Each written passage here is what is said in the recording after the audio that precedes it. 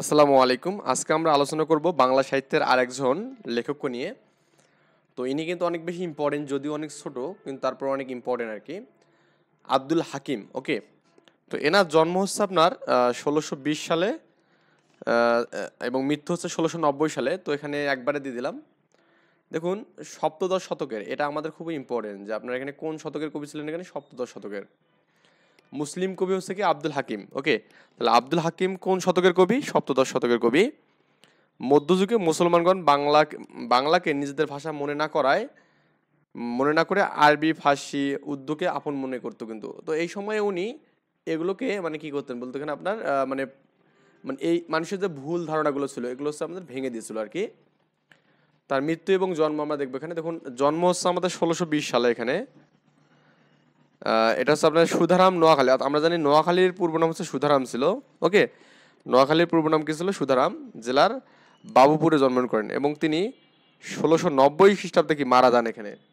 আচ্ছা, তার বিখ্যাত কবিতা হচ্ছে আমাদের বঙ্গবাণী। এটা পরীক্ষার জন্য প্রচুর ইম্পর্টেন্ট। তার বিখ্যাত কবিতার নাম কি? বঙ্গবাণী। একটু ভালো করে বলবেন এখানে। এবং তার হচ্ছে আপনার এখানে যে কাব্যগ্রন্থগুলো আছে সেটা হচ্ছে আপনার 8টা কাব্যগ্রন্থ পাওয়া যায়। একটা হচ্ছে ইউসুফ জুলেখা, নূরনামা, দোরের মজলিস, তারপর কি লালমতি, সয়ফুল মুলক, তারপর এখানে কি হানিফার লড়াই, শিহাবুদ্দিন নামা, তারপর এখানে কি নসিহতামা, এখানে কি কারবালা শহরনামা। মানে এটা এগুলোর মধ্যে ইম্পর্টেন্স আমাদের এখানে ইউসুফ জুলেখা লাগবে, নূরনামা খুব ইম্পর্টেন্ট। তারপর এখানে আপনার এখানে হানিফার লড়াই, কারবালা এবং কি শহরনামা, এই কটা আমাদের ইম্পর্টেন্ট বেশি, বুঝছেন? দেখুন, নূরনামা থেকে আমাদের একটা কোশ্চেন আসছিল 46 বিসিএসে। নূরনামা ফার্সি নীতিকাব্য। নূরনামা মানে নূরনামা এ অবলম্বনে রচিত এখানে। তার মানে যে সবে বঙ্গের জন্মি সিংহ বঙ্গবাণী, সেই সব কাহার জন্ম নির্ণয় ন জানি। এখানে এই মানে এই যে আমাদের পঙ্ক্তিটা, এটা আমাদের এখানে কি আছে? নূরনামার একটা কি খুবই গুরুত্বপূর্ণ। তো এটাই মূলত আমাদের 46 বিসিএস আসছিল এই কোশ্চেনটা, যে আপনার এখানে বাংলা ভাষার প্রতি এই রূপ মানে যাই হোক, এটা লাগবে না আমাদের এখানে। বিখ্যাত যে পঙ্ক্তিগুলো আছে দেওয়া আছে দেখুন এখানে। যে সবে বঙ্গ জন্মি হিংসে বঙ্গবাণী, সেসব কাহার জন্ম নির্ণয় ন জানি। এখানে 2 নম্বর হচ্ছে আপনার এখানে তে কাজে নিবেদি বাংলা করিয়া চয়ন, নিজ পরিশ্রমে তসি আমি সর্বজন। ওকে, দেশি ভাষা বিদ্যা যার মন না জুড়ায়, নিজ দেশ ত্যাগ কেন বিদেশ নয় যায়। মানে যারা যারা হচ্ছে আপনার দেশি ভাষার প্রতি যারা মানে অনাগ্রহ দেখে, মানে আগ্রহ দেখায় না আর কি, যে বিদেশি ভাষার প্রতি যাদের আগ্রহ বেশি, তারা কেন বিদেশে যায় না, দেশে কেন থাকে তারা, এই কথাটা বলছে আর কি। তার এখানে কিছু এমসিকিউ আমি দিয়েছি দেখুন, সালের যে কোশ্চেনগুলো আছে এখানে। নূরনামা, নসিত নসিয়তনামা, তারপর এখানে শহরনামা, এই কাব্যগুলোর রচয়িতাকে? এটা হচ্ছে আমাদের আব্দুল হাকিম এখানে। ওকে, আচ্ছা। এই যে এখানে দেখুন, যে সব বঙ্গ জন্মি জন্মি হিংসে বঙ্গবাণী, সেসব কাহার জন্ম নির্ণয় না জানি। এখানে এটা আমাদের কে লিখেছে? এখানে এটা আমাদের কিন্তু আব্দুল হাকিম লিখেছে কিন্তু। ওকে, তাহলে এটা আমি পারলাম এখানে।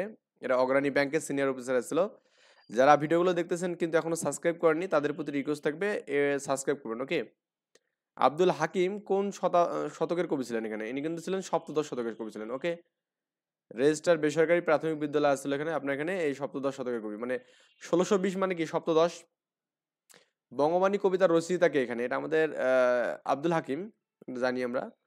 আব্দুল হাকিম জন্মগ্রহণ করেন কত সালে? এখানে জনসংখ্যা কর্মসংস্থান ব্যুরোতে আছে 1620 সালে।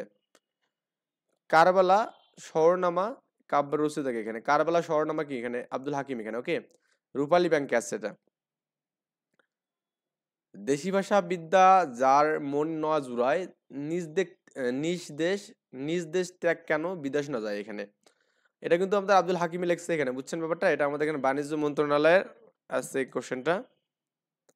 তে কাজে নিবেদিত বাংলা করিয়া চয়ন, নিজ পরিশ্রম তসি আমি সর্বজন। এখানে এটা আপনার এখানে সাব রেজিস্টার আছে এখানে, এটা আব্দুল হাকিম। দেখুন, একটা বিষয় বলি এখানে।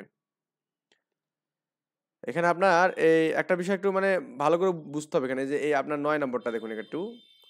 ইউসুফ জুলেখা মার্শিয়া সাহিত্যের লেখক এখানে। ইউসুফ জুলেখা, আপনি বলবেন যে ভাই ইউসুফ জুলেখা কে লিখছে? এখানে শাহ মোহাম্মদ সগীর।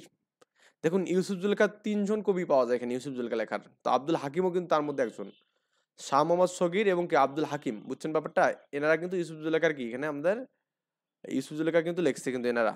আচ্ছা, যে সবে বঙ্গের জন্মি হিংসে বঙ্গবাণী, সে সব কাহার জন্ম নির্ণয় না জানি। এখানে এটা আমাদের দেখুন, এটা 46 বিসে যাচ্ছে এখানে।